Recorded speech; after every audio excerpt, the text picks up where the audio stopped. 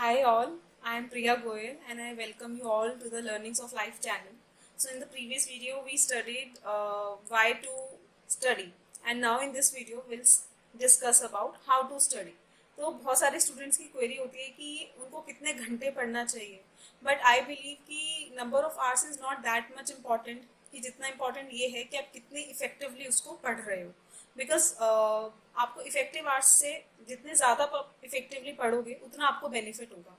तो आपको किस तरीके से पढ़ना चाहिए कि उसका रिजल्ट ऐसा होना चाहिए कि जब आपने कोई भी टॉपिक पढ़ लिया है तो you should be able to explain the same topic to others. अगर ये चीज़ अचीव हो जाती है then the study part is complete. तो अभी कोई ऐसा कोई फिक्स्ड या कोई परफेक्ट वे नहीं है कि जो, या मैं बोलूँ कि कोई एक जनरल रूल है आप उसको फॉलो करोगे तो the study would be effective. वो हर पर्सन का, हर स्टूडेंट का अपनी अंडरस्टैंडिंग, अपनी एबिलिटीज़ के हिसाब से अलग अलग हो सकता है. किसी को कोई चीज़ समझने में ज़्यादा टाइम लगता है और किसी को कम. तो वो उस हिसाब से कौन सी स्ट्रैटेजी उसको ज़्यादा इफेक्टिव लगती है वो उसको हिट एंड ट्रायल करके ही पता करना पड़ेगा what suits most to that particular student. तो but today I will discuss कि कौन सी जनरल चीज़ें हैं जो मोस्टली हर केस में इफेक्टिव होती हैं. अगर वो उसको लॉन्ग टाइम के लिए प्रैक्टिस करे तो उससे उसको बेनिफिट मिलेगा. तो नाउ द क्वेश्चन अराइजेज कि व्हाट आर द वेज जिससे कि नॉलेज गेन की जाती है. So broadly there are three things.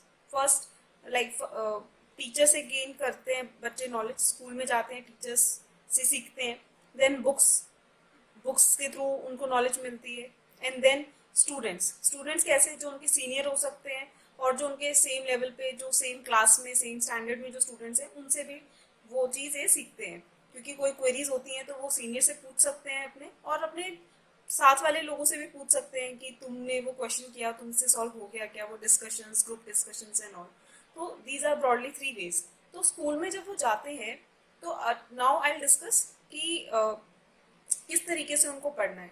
तो अब उनको सबसे पहले क्या करना चाहिए, पॉइंट नंबर वन, कि उनको क्लास में जो भी टीचर पढ़ा रहे हैं उसको अटेंटिवली पढ़ना चाहिए.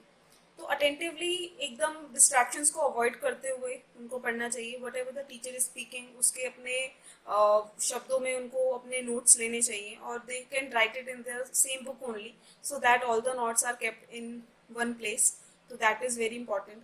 तो you should pay attention in the class, point one.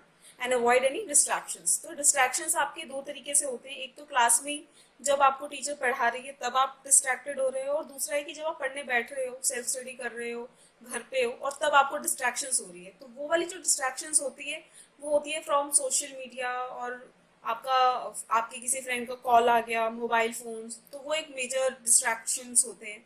तो you should be very much aware कि आप किन किन चीज़ों से डिस्ट्रैक्ट होते हो, और accordingly you need to work upon those things.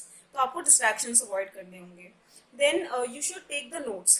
तो नोट्स जो आप बुक्स से आप नोट्स ले रहे हो, तो one thing that we already discussed in the point कि जब क्लास में आपको टीचर पढ़ा रही हैं तो आपको नोट्स लेने हैं, प्रॉपर अपने वर्ड्स में नोट्स लेने हैं. और जो भी क्लास में रीड करते वक्त आप इम्पॉर्टेंट चीज़ों को आप अंडरलाइन करो, हाईलाइट करो, और उसको इस तरीके से करो कि एट द टाइम जब आपको एग्जाम में बाद में आपको रिवाइज करना होगा तो आपको सिर्फ वो ही नोट्स अपने रेफर करने हैं, है ना. और आपको डिफरेंट बुक्स के पीछे नहीं भागना है कि मैं मैथ्स में फॉर एग्जांपल आरडी भी कर लूँ, आरएस भी कर लूँ, एनसीईआरटी भी कर लूँ, और भी कोई बुक पता चलती है तो मैं वो भी कर लूँ. तो इंस्टेड ऑफ दैट आप एक ही बुक फॉलो करो और उसको पूरा करो. पॉसिबली किसी और बुक में कोई पर्टिकुलर चैप्टर या कुछ स्पेसिफिक कोई क्वेश्चन हो सकता है जो एक्स्ट्रा हो और इम्पोर्टेंट हो, and that is very much important for you to practice. तो सिर्फ आप वो पार्ट करो उस बुक से, नॉट कि आप ऑल द क्वेश्चंस आप पूरी पूरी बुक से कर रहे हो. और उस चीज़ को भी अपनी एक मेन बुक में नोट कर लो एक जगह पे कि आपको उस बुक से ये चीज़ें करनी है, इस बुक से ये चीज़ें करनी है. और एक ही बुक को फॉलो करो. Don't run after so many books, because क्या होता है कि नॉर्मली आपको एक ही बुक फॉलो करनी चाहिए, उससे डिस्ट्रैक्शंस भी अवॉइड होंगी और कंफ्यूजन्स नहीं होगी. Then in the class you should ask questions. तो आपको क्वेश्चंस आस्क करने चाहिए. तो क्वेश्चंस जब तक आप नहीं पूछोगे, अपने डाउट्स क्लियर नहीं करोगे, तो क्या होगा कि कोई चीज़ अगर आपको समझ नहीं आई है तो वो आपको बाद में भी समझ नहीं आएगी, और बाद में वो कंफ्यूजन क्रिएट करेगी, और बाद में आपको एग्जाम्स के टाइम में दिक्कत होगी. तो you need to ask questions. जो चीज़ जैसे भी समझ नहीं आ रही है, immediately ask the questions. It is very important. So asking questions. Then you should plan आपको बनाना चाहिए। मंथली प्लान आप बना सकते हो, वीकली प्लान आप ब्रॉडली बना सकते हो कि मेरे को इस वीक में ये चैप्टर्स कंप्लीट करने हैं, और डेली बेसिस पे you can have your daily plans, because आपकी क्लास में आज ये चीज हुई तो you will revise those particular things. तो उस तरीके से आप प्लान कर सकते हो। And another important thing is you should revise, और I should say review whatever the things are taught in the class, you should review those things within 24 hours. उससे क्या होगा कि जो आपकी शॉर्ट टर्म मेमोरी है में जो चीजें गई हैं वो आपको लॉन्ग टर्म तक रहेंगी, और उससे रिटेंशन इंक्रीज होगा आपका। तो आपको इमिडिएटली विद इन 24 आवर्स आपको जो भी टॉपिक्स क्लास में कराए जाते हैं you should review those topics. Then एक चीज होती है कि जब वो स्टूडेंट्स पढ़ रहे होते हैं तो उनको बीच बीच में उबासी आने लगती है, नींद आने लगती है। तो वो क्या होता है कि सब ये बहुत नॉर्मल है, सबके साथ होता है। तो क्या करना चाहिए, बीच में छोटे छोटे ब्रेक्स लेने चाहिए। तो अगर फॉर एग्जाम्पल आपको 1 आवर के बाद आपको, कुछ लोग बोलते हैं 15 मिनट्स का ब्रेक लेना चाहिए, कुछ बोलते हैं 30 मिनट्स के बाद लेना चाहिए, कुछ बोलते हैं 45 मिनट्स के बाद लेना चाहिए ब्रेक, 10-15 मिनट्स का। तो ये जो ड्यूरेशन है 1 आवर, 45 मिनट्स और 30 मिनट्स, तो वो डिपेंड करता है individual to individual. Then again you need to see, आप एक टाइमर लगा सकते हो कि अभी मैं पढ़ना शुरू कर रहा हूँ, और जैसे ही आपको आपकी रिटेंशन पावर डाउन जाने लग रही है या आपको चीजें समझ आना बंद हो रही हैं, immediately see how much time has passed. तो उतने टाइम के बाद आपको हमेशा ब्रेक लेना चाहिए। तो वो होता है कि आपका माइंड उतनी देर तक के लिए कॉन्सेंट्रेशन के साथ पढ़ सकता है, उसके बाद आपका कॉन्सेंट्रेशन लूज होने लगता है। तो that at that time you need to take break for 5 minutes, 10 minutes, go for a small walk, drink some water. तो एक छोटा ब्रेक उस वक्त ले सकते हो।